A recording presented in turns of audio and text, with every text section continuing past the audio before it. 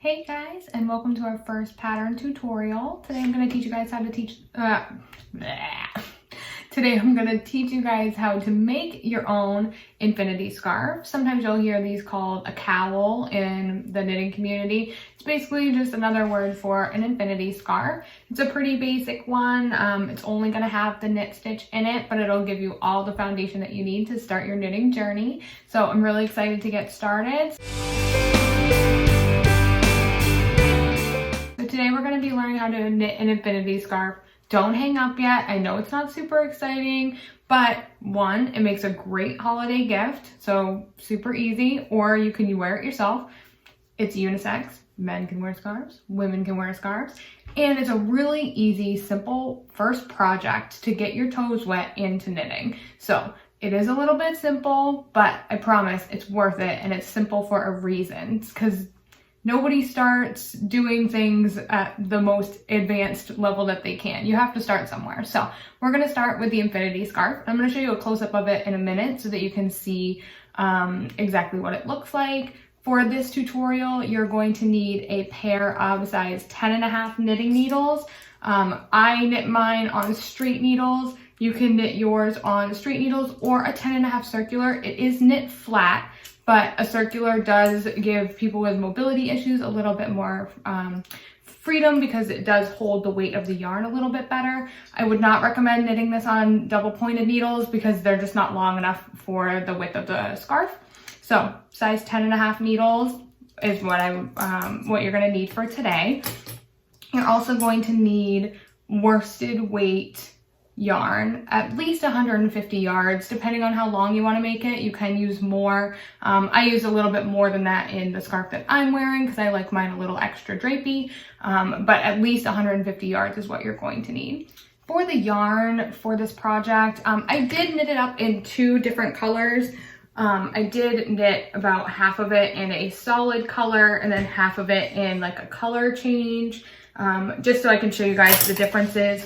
But I would recommend as a beginner starting out with a solid color. It's going to just be easier to see your stitches. And as we work it up, it's going to make it a little easier visibility wise. You can definitely use something like this one, which is a variegated yarn where it kind of changes colors, but just be aware you are going to have to do a little bit more. You're gonna pay attention a little bit more. I would definitely shy away from any sort of fuzzy yarn. So any of the yarns with like the really cool fuzzy textures and things like that, because the stitches are really hard to see in those yarns. So if you haven't knit before, those yarns are gonna make it really challenging for you to see what you're actually doing and make sure that you're getting the stitches correct. So you can use a variegated yarn, one that changes colors, that's fine, as long as it's like flat yarn, it's not fuzzy, but I would definitely recommend a solid color. You need a pair of scissors, a tapestry needle, which if you don't know what a tapestry needle is, make sure to click the link to my notions video so that you can learn about all the little tools that we might need on this channel. So a tapestry needle you're definitely gonna need, and that's it. So not a ton of stuff that you need, so we're gonna get started right away. All right guys, here's a close-up of the infinity scarf that we're going to be making today. It's super stretchy, which is really great for a scarf. You can see all the stitches in there. And again, I did knit mine half solid, so this is the solid half, and then I did do the other half in a variegated yarn just to show you guys what it would look like in different yarns. Again, as a beginner, I would recommend sticking to a solid yarn just because it's a lot easier to see your stitches as you're going. The variegated yarn kind of distracts you a little bit. It does look beautiful though, so if you're feeling brave, you definitely can knit it with that. Awesome holiday gifts. So these are really quick and easy to knit up. So there's the scarf that we're going to be making. So the first thing we're going to start with, once you have your yarn, so I'm going to assume that your yarn came in a horizontal hank, or a horizontal skein. It may not have, but if you've watched my yarn video, you know that we always want to try and find the center pole. So I'm just reaching into the end of the yarn here to find the center pole. And if it's a horizontal skein, so the label goes horizontally like this, it's always going to come out of the left side. So I'm just going to pull a little bit, see if we can find it. There it is. because we want to use the center pole. It's going to be a lot easier for you as you're knitting to go from the center pole. So now that we have our center pole, we can go ahead and get started. The first thing we need to do with any knitting project is we need to get the yarn on the needles.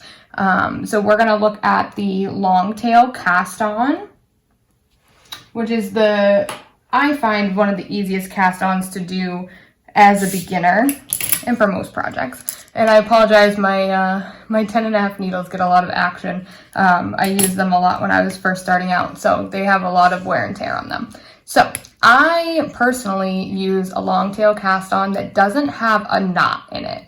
And the part of the reason for that is when you have something that's like a seamless project, or even not a seamless project, the knot just kind of ruins the aesthetic of the end, in my opinion. So I'm going to show you how to do it without a knot. So what we're going to want to do is we're going to need to cast on 35 stitches. So we're going to need about, I would say if you leave 18 inches or so, you should be fine. And we can always rip back if we don't have enough yarn. So we're going to make this kind of like a slingshot. And we're going to put the yarn over the needle. And we want the tail end of our yarn coming from the front, and then the ball of your yarn coming from the back. Okay, so we're set up in this position. We're going to slide this towards the end of the needle. Okay, and then we're going to take our pointer and thumb, put it between the two yarns, hold them with your other fingers, and pull it back like a slingshot. Okay, so if you can see that, hopefully you can see it okay. And again, I have the tail on the front, the ball of yarn is attached to the back. Obviously mine's not attached to anything, but the ball of your yarn will be on the back. And then you're going to take your pointer and your thumb, put it between the yarns behind the needle, grab it with your other fingers, and pull them out into a slingshot. Okay, and this is the starting position for the long tail cast on. And for the long tail cast on, we're going to take our needle. I'm holding where my knot would be because I don't want it to slide off. So I'm just going to hold that, and I'm going to go under what's in front of my thumb and between the two. Pull that over and go under this one. It's on my pointer, and then back through the loop, and then tighten it up. So now I've cast on 2 stitches. So I'm going to get back into my ready position. So I'm going to go ahead and put my pointer and thumb in. I just put my finger on these. They shouldn't slide anywhere, but it's just kind of habit. Pull it back like a slingshot, and then we're going to go under the thumb, under the pointer, and back through. Okay. As you get in a groove, you won't have to actually drop the yarn, so I'm just going to get back into that slingshot position. Under my thumb, under my pointer, and pull it back through. And just tighten it up. It doesn't need to be super tight. Don't be like cranking on it. The needle is there to make sure your stitches stay the same size, so we don't really need to pull it super tight. Get back into our slingshot position, under the thumb, under the pointer, and back through. Okay, so right now we've got 5 stitches on the needle, and we need 35. Under, over, and through.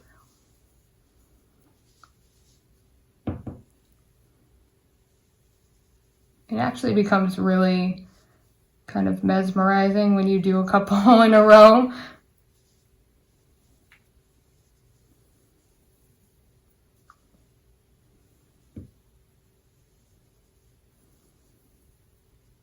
Okay, 2, 4, 6, 8, 10.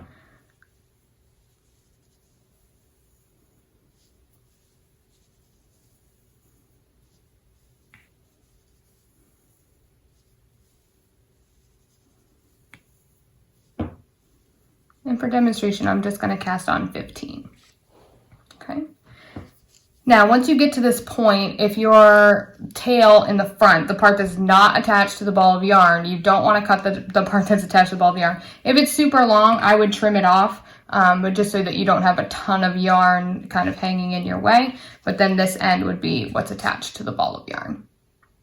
So now that we've got our stitches cast on, we're going to go ahead and start with the knit stitch. This entire scarf is knit stitches. There's no purls, which is another stitch in knitting, but there's no purls in this at all. It's all just the knit stitch. So this is the only stitch you're going to need to make this whole scarf. So now we've got our stitches cast on. We're going to go ahead and turn the work. We always want the working yarn, so the one that's attached to our ball, to be coming from this side. So it should always be coming from the right side. Okay. And now we're going to go ahead and learn the knit stitch. So for the knit stitch, we're going to go ahead and take the empty needle. We're going to put it up through the first stitch on the needle, almost making like an X. We're going to take our working yarn, which is the one attached to the ball. We're going to wrap it between the two needles and then pull it through. And then once we get here, we're going to go ahead and slide that stitch off the end of the left-hand needle. Okay. So we're going to go up, make an X. You can pull this stitch that we just did a little bit tight. Don't pull it super tight. I'm going to talk about tension in a minute, but we don't want to pull it super tight because it's just going to make it harder to knit later. I'm going to go ahead and wrap it around the right-hand needle. Pull it through and slide it off the left-hand needle. We're going to go up, make an X, wrap it, pull it through, and slide it off the other needle. And you're knitting. This is it. You are totally doing it. Wrap it, pull it through, slide it off. Okay. Up, make an X, wrap it, slide it, and pull it through. And take it slow. You don't want to be dropping stitches, especially this early. I'm going to show you how to correct a drop stitch later on when you've been knitting for a little while and you have a little bit more fabric to go on, but you definitely don't want to be dropping stitches this early. So take it nice and slow. Don't rush yourself. So up through there, wrap it around, pull it through, slide it off.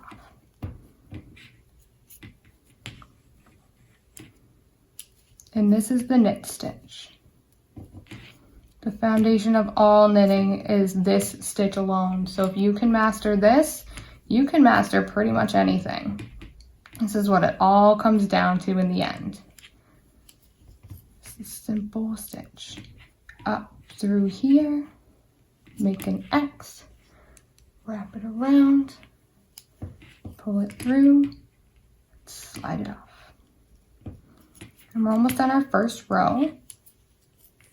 For this project, I didn't count rows. I just went until I got a scarf the length that I wanted it to be, and then I finished it. But in some patterns, you will have to count the rows, in which case, row 1 is complete. So this is what it's going to look like once you've got the first row completed. Not super fancy, but don't worry, you'll get there. Okay. And there you go. That's your first row. And it's just the knit stitch back and forth through the whole project. That's literally the only stitch you need to know for this project to get started. So that's the knit stitch. And I have a sample that's already a little bit further along because I want to talk about tension a little. All right, so I have this one here. Also, I have my yarn for this example, and it's called a sheep squeezer. These things are the cutest thing ever. One Sock Wonder Bags. Her name's Nicole. She makes these. They're so great. If you have a little ball of yarn or a skein, you just put this over it and it keeps everything nice and tidy and contained. I absolutely adore her. I've bought so many of these sheep squeezers from her, so I will put a link to her website in the comments below. These are a really great extra tool to have on hand as you get started. Keeps everything super, super tidy. And I'll leave this up here in the corner so you can see how tidy it stays through the whole project. Okay, so this one I've been knitting for a little while here. Okay, so this is where my cast on, oop, we're upside down. This down here is where I cast it on. So this is where I started, okay? And you can see I've just been knitting back and forth, back and forth. And for the most part, the sides are very even. You'll see that what we call the tension is very consistent. I purposely made the tension inconsistent right here so that I could talk a little bit about tension. So when you're knitting, you don't ever want to pull the yarn too tight or keep it too loose. If you keep it too loose, you're going to end up with a row like this that you can tell is definitely way more loose right here than the rest of the stitches. And that's going to cause inconsistencies in your project. And you can see on the ends, it also makes it not as straight and nice.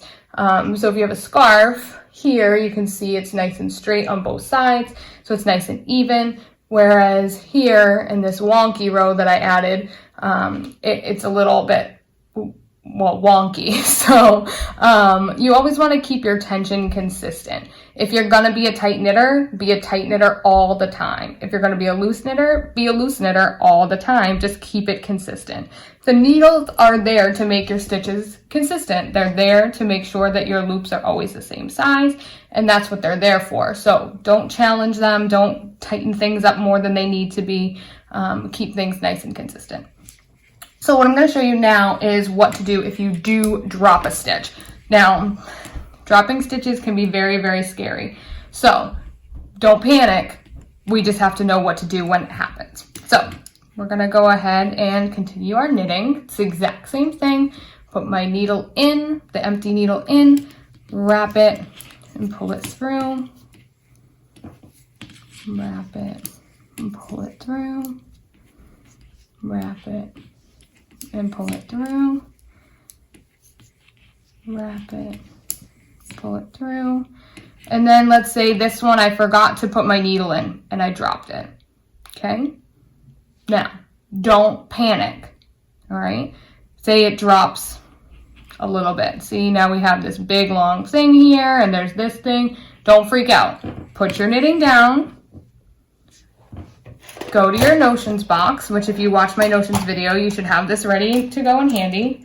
Grab a clippy marker, just like this one, okay? And find the loop that fell and stick your clippy marker in it right away, as soon as you notice it, because that's gonna keep it from unraveling any further, okay? Now that we have that stitch kind of saved, or we've kept it from unraveling any farther, I'm going to go ahead and grab my tapestry needle out of my notions box as well. Okay, I've got my tapestry needle. And what I'm going to do is I'm going to go ahead and stick my tapestry needles through that loop that we dropped. And I'm going to scoop that big long yarn piece. So I'm trying to get this big long yarn piece back into the stitch because you can see that we're down a row from where we were knitting.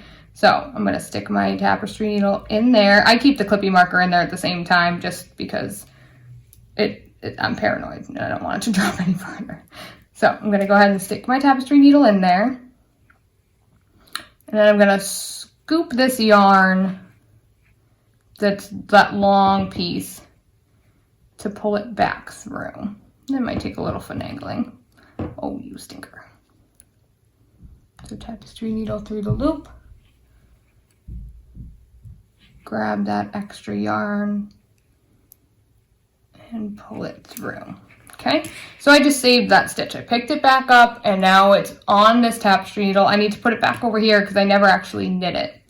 Now, when you're looking at your knit stitches, you always want the right leg to be in the front. So if you look at these stitches here, this stitch, the right leg is in the front and the left leg is in the back. It's like this.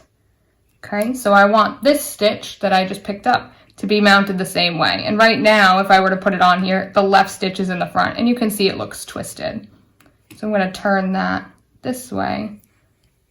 And now it looks mostly like all of its other friends, except it hasn't been knit yet. So we're going to do that next. Okay, so that's how to pick up a stitch if you drop it. It's not the end of the world, don't panic, and then you can take the clippy marker out. It's not the end of the world, don't freak out. We can fix it, we did. Okay, I'm gonna knit up to the end of this row. And once you get your scarf as long as you want it, you're going to need to what we call bind off, or take your knitting off of your needles. I'm going to get to the end of this row.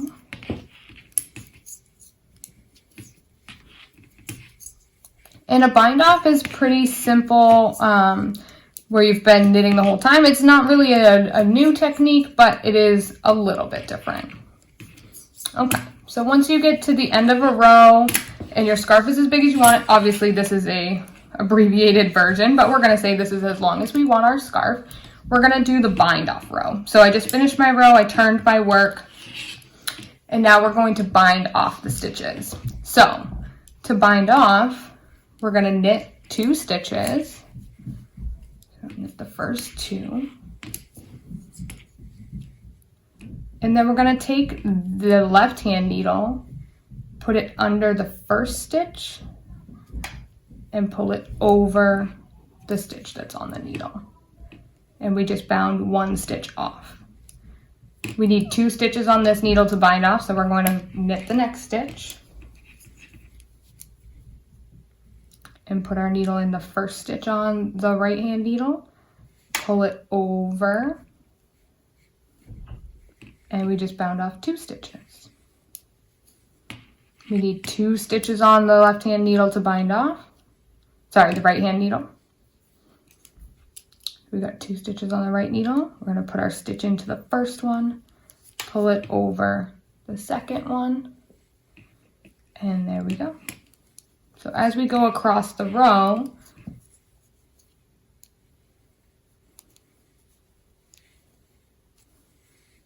you'll start to see this bind off edge. So this is the top of the bind off that we've been working on. And it's going to look similar to your cast on edge as well.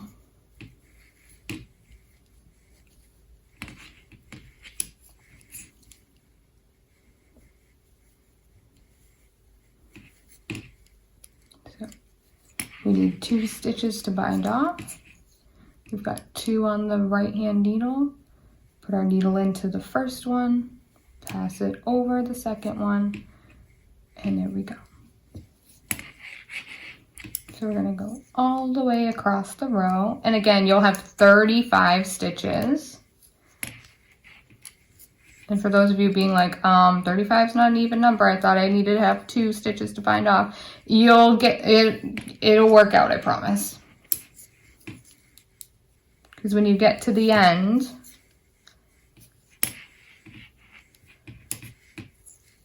I'll show you what you do.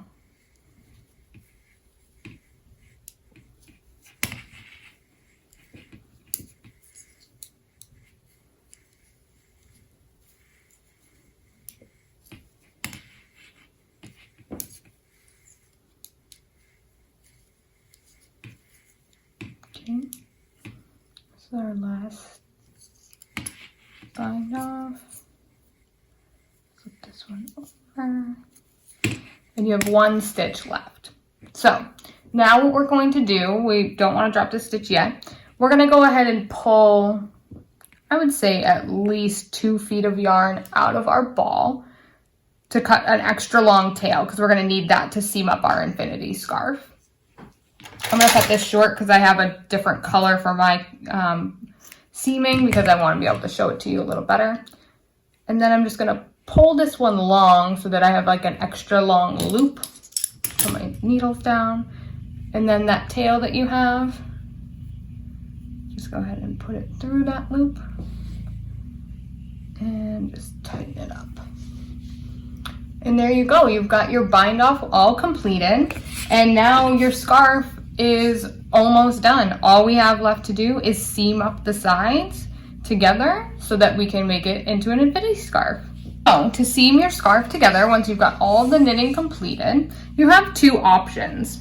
The first option that you have is to just seam it up exactly straight. No fancy tricks. Just seam it up just like this. The other option that you have is a Mobius twist. It gives your scarf a little bit more draping if you're into that kind of thing. And in order to get a Mobius twist, instead of just folding your scarf in half like this, you're gonna fold it in half and then twist one side. Again, mine is pretty small. This will be a lot easier if your scarf is bigger. And you can go ahead and twist it just like that. And then I recommend having some clippy markers on hand so that you can go ahead and clip it, especially if you're doing the Mobius twist, because you want it to stay where it needs to stay. But then you can just clip it into place, and that'll make seaming a whole lot easier. I'm gonna do it the flat way because I have a small sample here, but if you wanted to do a Mobius twist and get a little brave, you are absolutely welcome to do that. Okay, so I'm gonna go ahead and turn our work this way. And you're gonna want that long tail that you had coming off of your right side, okay? I'm gonna go ahead and match up my seams. And I'm gonna do the seaming in a different color just to make it easier to see on camera. You're gonna need your tapestry needle. Again, I like the ones with that little bit of a curve to them, and you'll see why in a minute. But we're gonna pretend that this long tail is attached to the work.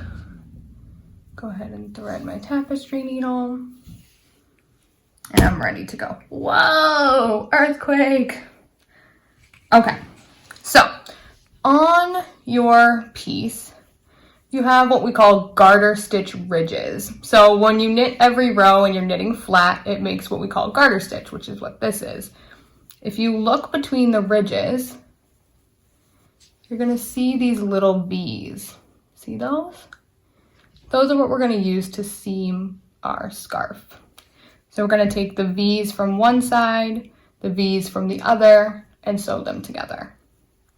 So since our yarn, we're gonna pretend is all the way attached to this end, we're gonna start there. And I usually grab this first sort of V at the edge.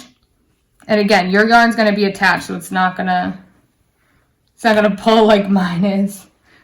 But I wanted you guys to see it in a different color. Okay, and I'm gonna line them up, and I'm gonna go through that first V on the other side.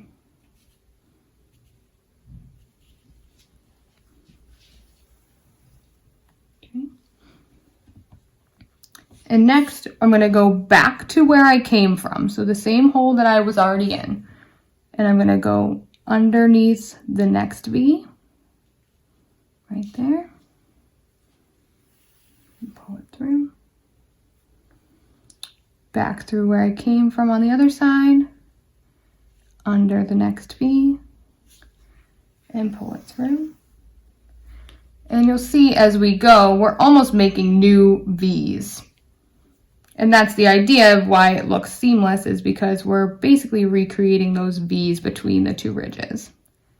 So again, I'm going to go into where I came out of on the other side, under the V. And I like to do a couple before I tighten everything up because I find it to be very satisfying to tighten it up. There. Okay, so this is what it looks like right now. And again, we've been sewing it this way. We're basically making some tiny V's. And once you get a few stitches done, you can go ahead and hold here and pull. And it will tighten everything up. And you can see I'm sewing mine in a gray yarn and you can't even see it. Okay. So now we can go back and seam some more. If your yarn gets kind of like snagged and it's not pulling, your yarn most likely can take a little extra tug. So don't be afraid to pull it. Sometimes I pull mine like extra tight and then I just kind of go back and pull it back apart just so it doesn't look super, super squished. Okay, so now I was in this V, so I'm going into the next V.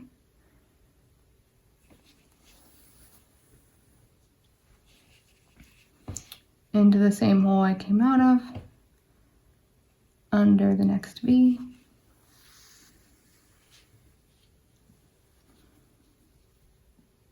And this is called the mattress stitch. And you'll see that quite a bit. This is a really common seaming technique because it does provide a fairly seamless join.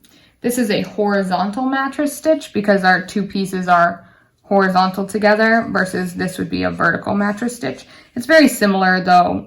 You're just looking for different, your V's are just a different direction, but the mattress stitch is pretty common. So knowing how to do the mattress stitch, you'll be able to do a lot of different projects that may require it. And under the next V, I'm just gonna get a little bit closer. I'm gonna pull the seam. Zoop. Look at that, it just totally disappears. You don't even see it. And then you can always just pull the fabric a little bit just to make sure that you don't have any sort of weird gaps or things being too squished. But just a little closer up view. So this is where I was. So I'm gonna go under the next V. This V is a little wide. There he is. So it looks like two little legs. So under that V. Back to the hole that we came out of, which is right here. And under that V. Back to the hole I came out of, under the V,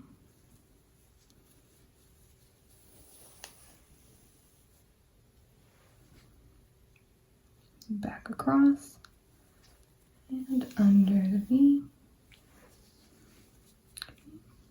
So that's the mattress stitch. And you're gonna go all the way across to the very end. Tighten it up.